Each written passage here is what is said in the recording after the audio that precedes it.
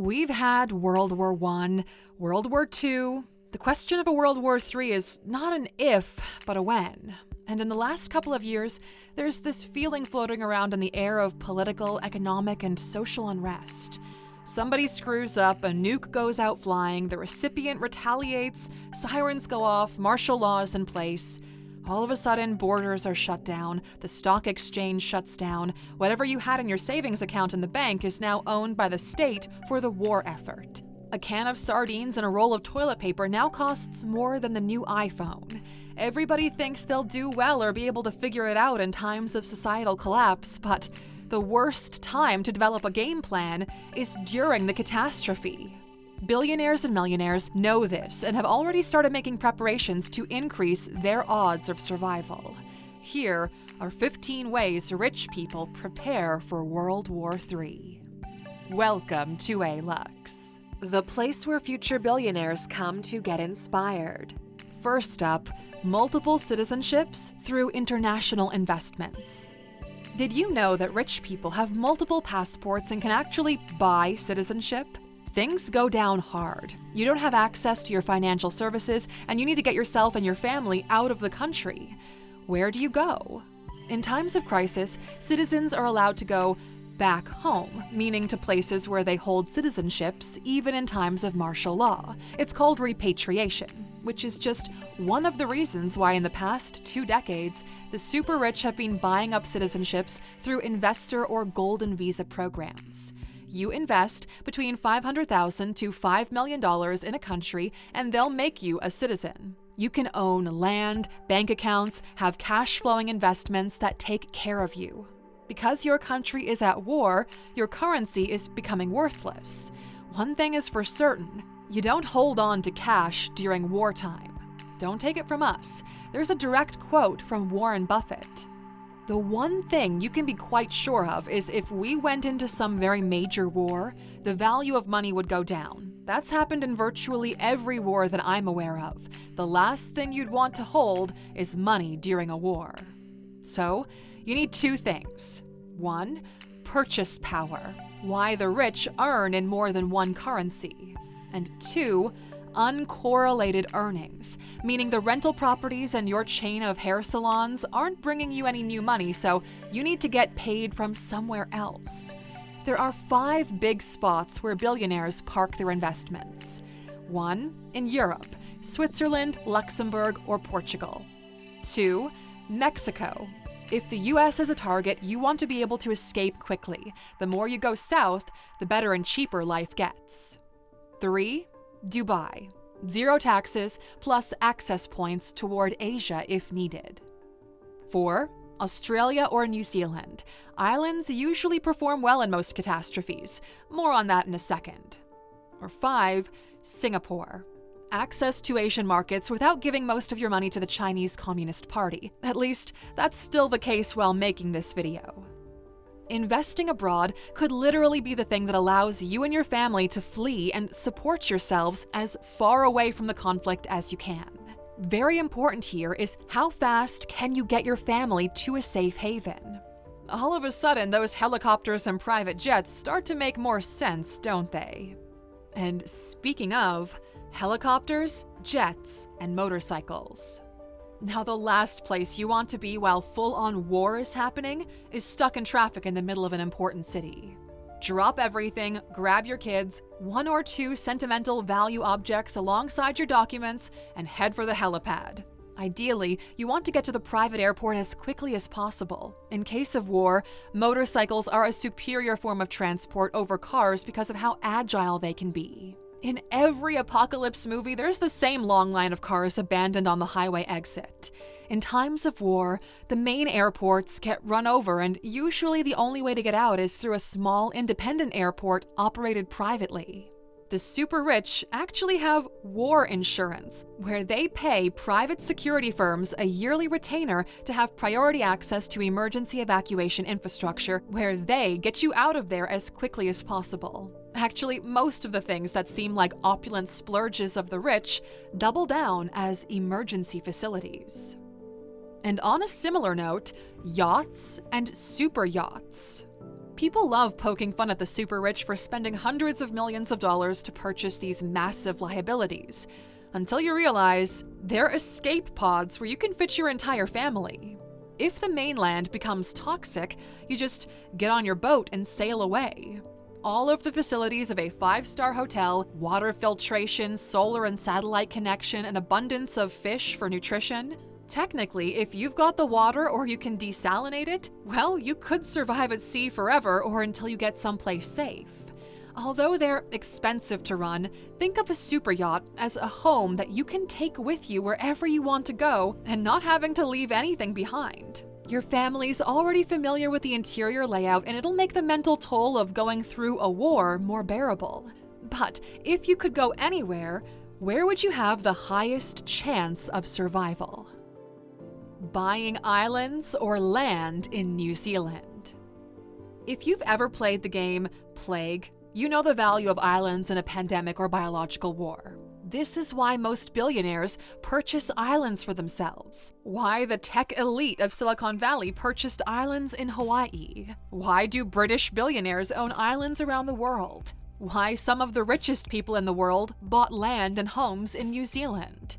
Going fully off-grid, self-sustaining water purification, electric batteries, diesel generators, solar roofs are all available for purchase. Sure, they might be expensive to make habitable and sustainable long-term, but once you do, are you stranded on an island escaping war, or have you just arrived in paradise away from it all?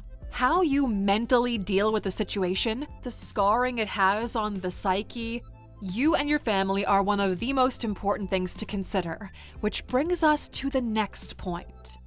Top mental and physical shape.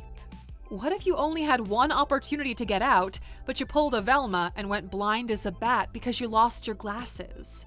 Rich people are getting LASIK surgery, knee replacement surgery, taking supplements to make sure they're in their best physical shape possible. As hilarious as it might be, we've heard of people taking archery and fencing lessons just in case. Not just because there might be a zombie apocalypse or a war coming in, but the rationale is that if you can afford it, why risk being a liability in a life or death situation? And it's not just physical. The mental tool is huge. All of the weapons in the shelter aren't going to do you any good if you freeze in a crucial moment. Your family relies on your ability to make smart choices in the moment, so people who are mentally strong have an edge over everyone else. Being able to process and navigate difficult situations is a massive asset in both business and life, and survival in war situations is more of a mental game than most people realize. It might be a long shot, but having a game plan ahead, having a reason to keep going, having someone reminding you that there's more to life than the moment is a big deal. This is why education and mental strength are so important and why over 100,000 people have downloaded the Alux app. It's a mentor in your ear, keeping you focused while giving you insights that you didn't even know you needed. And as of yesterday, it just got a massive upgrade where instead of just one coaching session a day, you now have access to our entire multi-million-dollar library for the same price. Once we are done with the next version, the price is gonna go up. So lock your subscription in now by getting one today. Alux.com/app. Cooperation with other billionaires. Survival is a team sport, and who you know matters more than how much money you have. While researching this topic, we found a paper that looked at the death toll of both world wars, separated by wealth classes in Europe. No surprises there, the rich endured fewer deaths per family than the poor. What's even more interesting is that white-collar rich families from the city outlived the rich families from the countryside by a massive margin. And although that might sound counterintuitive, the aristocrats in big cities worked together to get themselves out of a messy situation, while the rich from the countryside were all alone and lacked direct connections to influential decision-makers. So when push came to shove, well, their wealth didn't matter as much. In moments of crisis, it pays big time to have friends who can provide valuable access. Take a moment to think of your current friend group. In the case of a catastrophe, who could you rely on and what would be your game plan? Send them this video so they can get ready as well. privileged information access. Every time something big is about to happen, there's a small group of privileged people who find out ahead of everyone else. Just like Nancy Pelosi does with stocks, there's a market for information. The people who escaped Germany in the Second World War were the ones who moved at the first signs of danger. Rich people do the very same. They're always moving. Think about the last pandemic and how the rich moved faster than everyone the moment COVID broke out of China. Those islands and holiday homes, well, they came in handy when the world was in a lockdown. Luxury bunkers with air and water filtration. With the assets you have on hand right now, how long could you wait it out? Months? Weeks? Maybe only days? There's a market for doomsday prep. Even more so now in the geek tech community who've been playing survival games for years and have recently started buying gear. They're called programmers. We're not making this up. Hit the like button if you learned something new today. Outside of the small fry, the rich are actually digging hard at this, meaning they're creating habitable bunkers deep within the ground where their plan is to just wait it out for years, whatever calamity might strike. LinkedIn co-founder Reid Hoffman told The New Yorker that he estimated that more than 50% of his fellow Silicon Valley billionaires have acquired some kind of doomsday hideaway spot in the US or elsewhere in the world. These are not cheap either, with prices going from $250,000 all the way up into the millions. There are even underground condos where you can buy an apartment for you and your family to wait out whatever is happening outside. Air filtration, water from deep inside the ground, solar and manually powered tools, micro gardens with artificial light, and even entertainment. A private army. In case of war or apocalypse, you'll need protection, but how can you be sure the moment all hell breaks loose, the army won't throw you out of the bunker and take it for themselves? Well, this is actually one of the things debated by the rich behind closed doors and last year at Heretic Miami. The short answer for the military dilemma of the rich lies in skin in the game. You provide the same level of comfort to the families of the soldiers that you hire on your dime. Sure, there's separation, meaning that you have your own private area, but they're taken care of as well. This should buy you some time, and if things go really bad, you can go into lockdown mode and do it all on your own. This might sound hilarious, but if you're unable to deploy your resources effectively, you're just building someone else's inventory. Because they'll just come in and take it. Gold, art, Bitcoin, plus anything valuable they can carry. No, okay, this isn't a segment sponsored by Masterworks. Chill out, all right. The truth is, you need to be able to transport value across time and space. Since war is hyperinflationary, your paper money is worthless, so you need real stores of value. This was actually the main purpose of jewelry. You got to put the family's savings onto your body and run with it. Gold, jewelry, or valuable art have historically been used as stores of value in times of war. Now, this is the first time that we've got a digital currency disassociated with any other currency that could provide function for both a store of value and commerce. Now, we're not saying that crypto is your safe haven, not at all. But if on the other end of where you're going, there's someone willing to trade you goods and services for something that fits onto a USB stick, or even better than that, you can hold it in your mind, well, there's value to it. In times of war, stores of value like gold, silver, and theoretically, Bitcoin will do really well.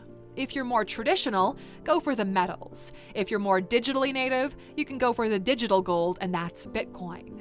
And we're not advising anyone to sell their homes and go all in on any of these, but it might be wise to look at it as an insurance investment. If things go south, you take it with you. If things go well, you might have an appreciating asset limited by scarcity. We break down in a step-by-step fashion the fastest way to get yourself some Bitcoin and put it on a hard drive that you can hold in your pocket in our Bitcoin Essentials course. Go to Alux.com/Bitcoin and use the promo code ALUXER for 25% off. In less than 3 hours, you've got your entire setup in place. Active war supply chain. Some businesses make their money in wartime.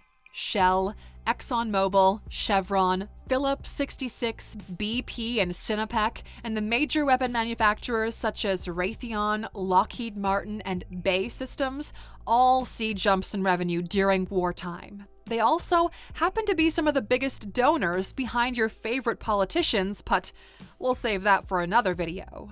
The military in and of itself doesn't make money. In fact, military forces cost an exorbitant amount of money to operate. That money comes from taxpayers. The government prints money or cuts deals with corporations to support the war effort. Manufacturing companies usually do really well in times of war because they can simply switch their assembly lines to military goods. For example, Volkswagen made tanks. Hugo Boss made clothes. Cutlery manufacturers, they made helmets. The list goes on. And before you say it's just a German thing, know that Ford provided them with vehicle and war production services.